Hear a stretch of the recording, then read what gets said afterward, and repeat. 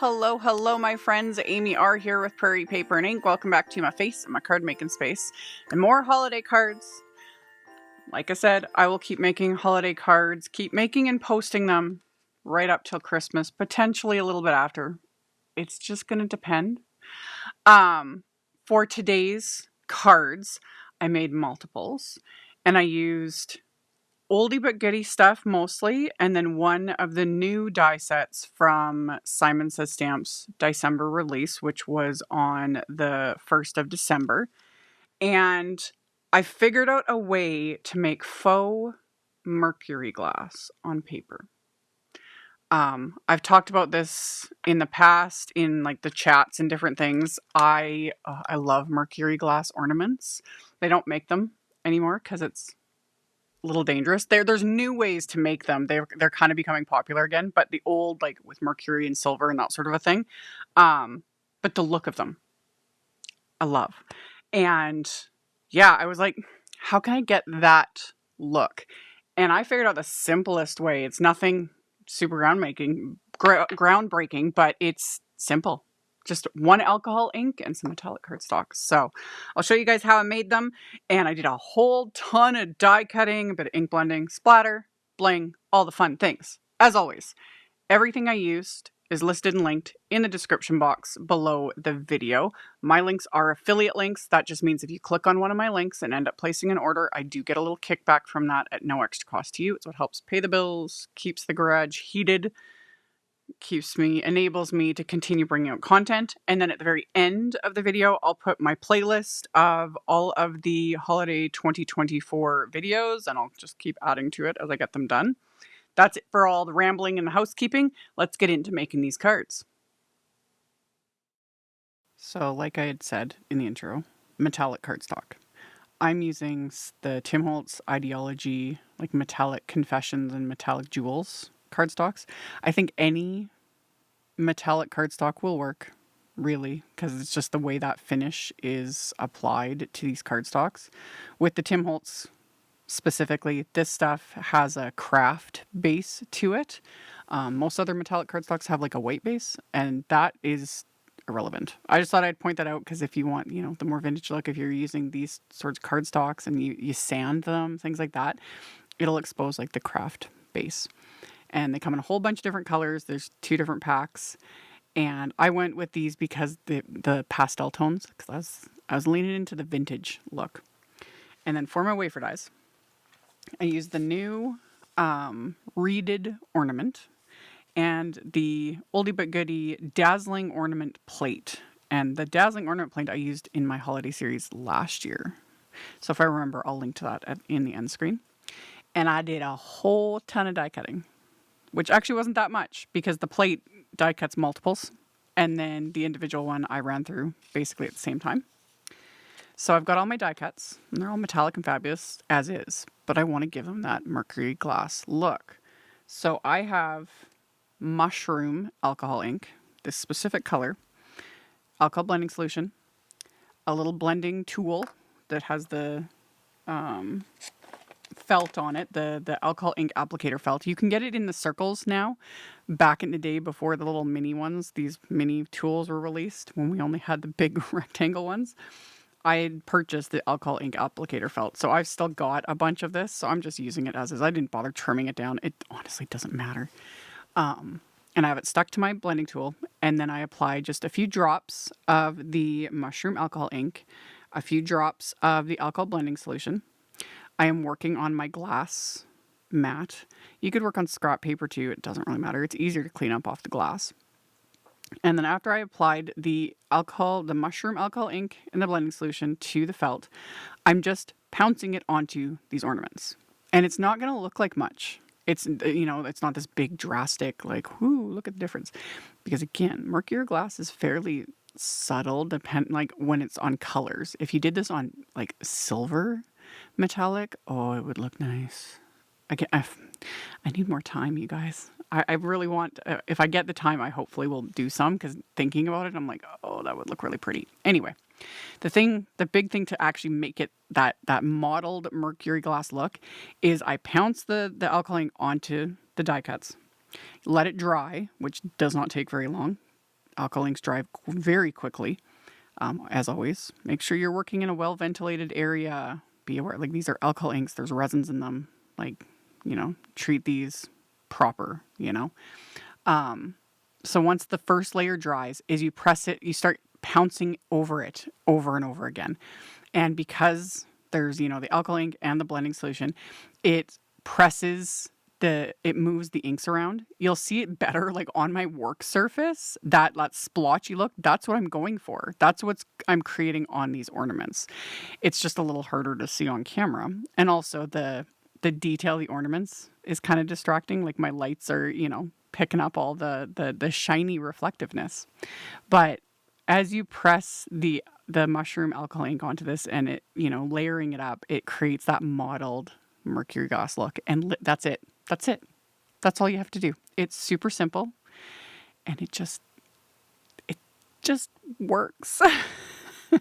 This is how I'm getting around because like I was saying in the intro, I love, someday I would love to start collecting the actual vintage ones because they're beautiful. The thought of having like a Christmas tree with like vintage glass ornaments, love. Someday, maybe. But this is a great kind of in between, I can make them from paper and I can make them in any color I want. And it's really fun. Plus it got me using my alcohol inks again, because I've got practically all of them. I just don't work with them very often. It's, they're pretty sitting on the shelf, but like I always say to you guys, use your things. And yeah, that's literally it. I just pounce them on until I'm kind of happy with it. Miss some areas, skip some areas, add a little more, and you let it dry, and that's it. And you get that, little bit mottled vintage look. And you can experiment. You can try different alcohol ink colors. Obviously, the mushroom, this is why it totally makes sense why the mushroom alcohol ink is one of Tim's favorites, because it gives it that vintage, kind of patinaed look. And it's, for something like this, it's perfect. But you could totally experiment with other alcohol ink colors because there's a bajillion. You start to notice after a while, especially if you're doing a pile of die cuts like this, not much will be coming off the felt. And that's when I just add a few more drops. There's no formula. I just add a few drops of alcohol ink, a couple drops of blending solution, and that's it. And I just worked my way through and added it to all of these die cuts. I had a ton because I just went to town and was die cutting. And then I was like, ooh, what about the pink ones? What about this blue color? What about this, that greeny sort of color? So good. So yeah, I vintaged up all of these little die cut ornament pieces. And then once I'm done, like I said, you just let the first little layer dry, which especially for me with like my heaters going here in the garage, everything dries pretty much, especially with alcohol inks, like within seconds. Doesn't take very long. And then I would just add, more layers, just keep splotching it on, and it would move the color around and then create that gorgeous look. And then once I'm done, I just use hand sanitizer and a piece of paper towel. Cleans it right up off my work surface. Like I said, you could work on scrap paper if that, whatever works for you. But when you're using alcohol inks, working on glass is perfection because, yeah, it just cleans up with hand sanitizer and then we're good to go. So after I had finished playing with my alcohol inks, set all that aside, and then I pulled out another oldie but goodie die set that I've used in previous videos. This one I think also came out last year. This was the Snowflake Burst Pinpoint plate, and so pretty. Love it. So I die cut panels of white cardstock with it. I'm going to do some really simple ink blending. I'm using Pawsitively saturated ink in Cabbage. Mine is a little more intense because I literally just re-inked this ink pad before I did this blending.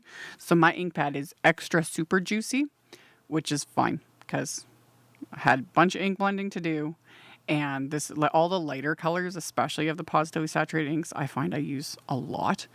So I used a blending brush and I just blended from like the top of each panel down. I'm not worried about my blend being perfect. Like I wasn't working towards it being like a really smooth, perfect blend. One, these inks do smooth out as they dry, but also I'm going to be adding splatter, the ornaments, all the things on top. So the background's not the focus at all. So I just slap the ink on, you know, we'll be good. So blended all of that onto these panels and then splatter, of course. That's just what we do, especially for holiday cards. So the first splatter is my like go-to favorite, the Picket Fence Paper Splatter Watercolor Liquid White Snowflake. It's shimmery goodness. For how much I use it, I have a backup bottle. Like I got another bottle of it. I still haven't used up the entire bottle yet. I'm kind of surprised. It's almost like an everlasting gobstopper. This bottle is lasting me ridiculously long, considering how many cards I make, how much I use splatter, and this one specifically. Anyway, I put that onto my palette, use my fan brush, heavily splatter these backgrounds with it, so it'll give it just shimmer. Just gorgeous, gorgeous shimmer. You could always stop here. Am I going to? Of course not. I added that first and see, like, you know, it's another one of those things where it doesn't look like much on camera, but then when when I'm able to get the light to pick up on it, it's like, oh, it's very pretty. So I did that, and then I did my custom splatter. Yeah, as of doing this voiceover, I showed this in a previous video too. I take just white gouache, I apply it to my little palette, and then whatever ink color you want to use. It needs to be a water reactive ink. So just that same Cabbage ink, I smushed that onto the palette, mixed that with a teeny bit of water and the white gouache, and created this very light, like mint color, which very pretty. You guys will see me do this more and more because, yeah, once I start mucking around and mixing things, I'm just like, oh yes, like all the cards need this now. So I splattered that heavily onto these backgrounds as well. It's much more subtle, but it's there and it's pretty. So once I'm done with that, I'll let the backgrounds dry, wash off my brush, wipe off my palette, all the things. So after my backgrounds are done, while they were drying, I die cut the finials from the first wafer die, the reeded ornament. It's got a separate little wafer die that die cuts the finials. And I had done these, a lot of them, while I was doing all the other die cuts, because doing it at the same time.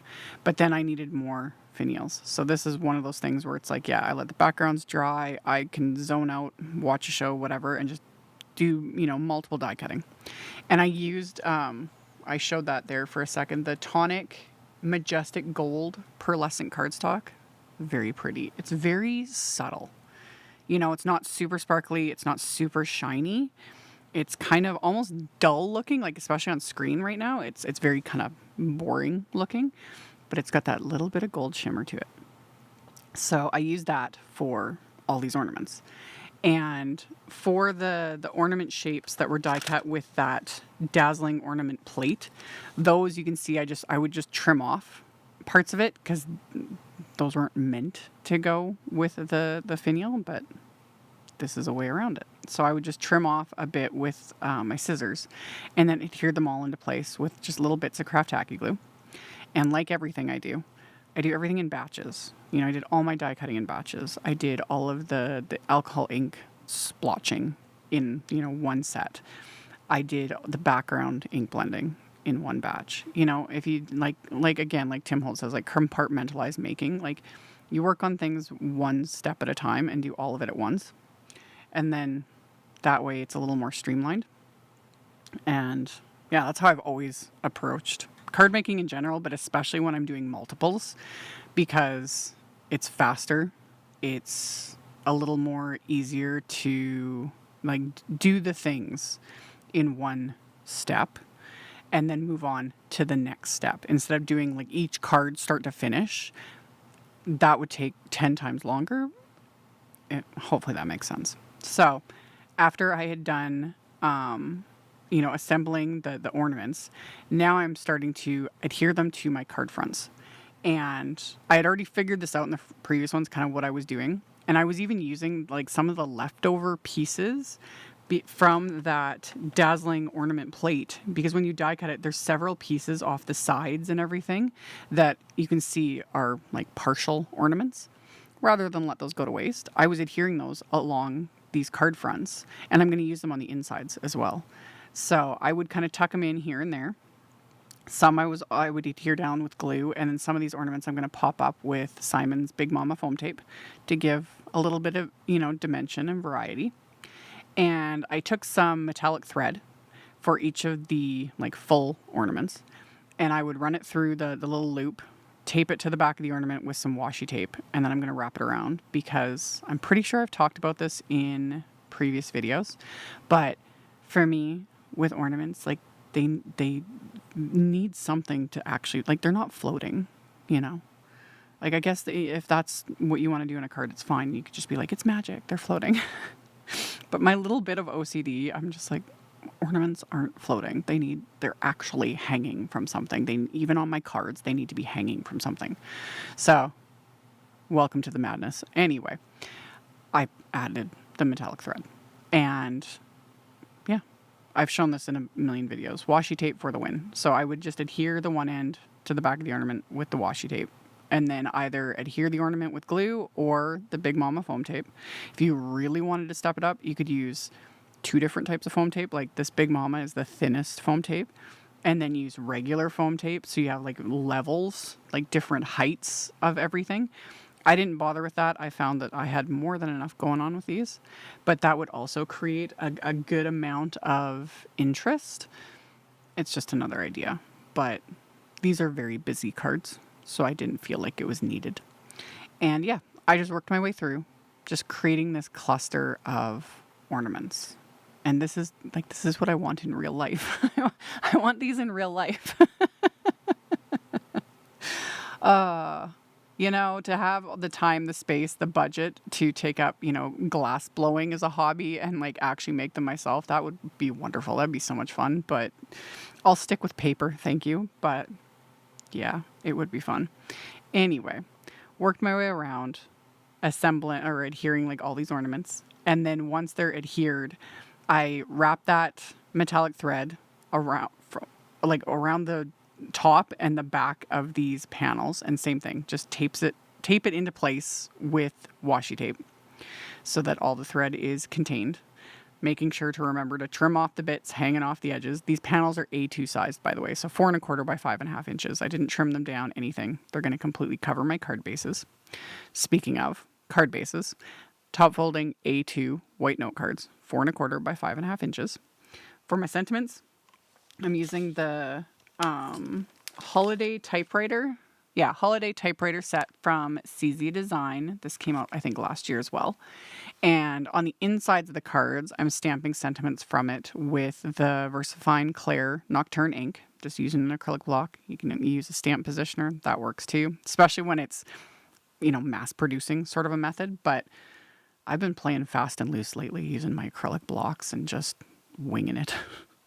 So far, so good, shockingly. Usually, though, more often than not, that's why I use the stamp positioner, is because I usually mess things up. But I don't know. The acrylic blocks lately have been just working for me again. So I'm like, I'll go with it. It's old school. So after I stamp the sentiments, I use more of those extra bits of the ornaments, And those I had off camera. I had done the alcohol inking too, because when everything was out, why not? Because I knew I was going to use some of them on the insides, and then ended up using them on the card fronts as well. Because like I said, I had so many, die cuts to use. So adhering some of those to the insides of the cards and making sure the ones along the top, I would butt them right up against the score line, but making sure that the card can still easily close. Because if you put things too far onto the score line, your card won't close properly. So that's why I was like opening and closing the card multiple times, just making sure that those didn't hinder the functionality of my card. So once those were adhered, I adhered the card front to the card base. And then the Merry Christmas sentiment is from that same holiday typewriter set. And that I had white heat embossed onto black cardstock. And then I used the coordinating wafer die to die cut them. And then I popped those up with some little thin foam squares to give that a little dimension. And then as my final bit of embellishment, and I went kind of big on these, I do love these little containers. The Pastel Tones Pawsitively Dazzling Gems. And yeah, I went ham on these. I have 2 containers of them. I got a second container. I think it was in one of the card kits, something. So I have tons of these. But even then, one container has like a bajillion in it. So I barely made a dent in it, even though I added like 20 to each of these cards. But they're pretty.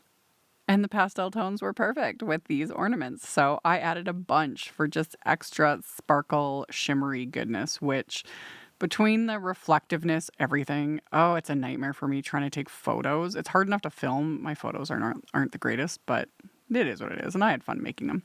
But see, they've got that like vintage look to them. And that mushroom alcohol ink, again, Tim Holtz, as always, genius. He's totally justified in loving that one. It is perfect. It really is. So I had a lot of fun making these. I hope you guys enjoyed. As always, thank you so much for hanging out with me and for thumbs upping and commenting. That does genuinely help a ton. I joke about the robot overlords, but it's true.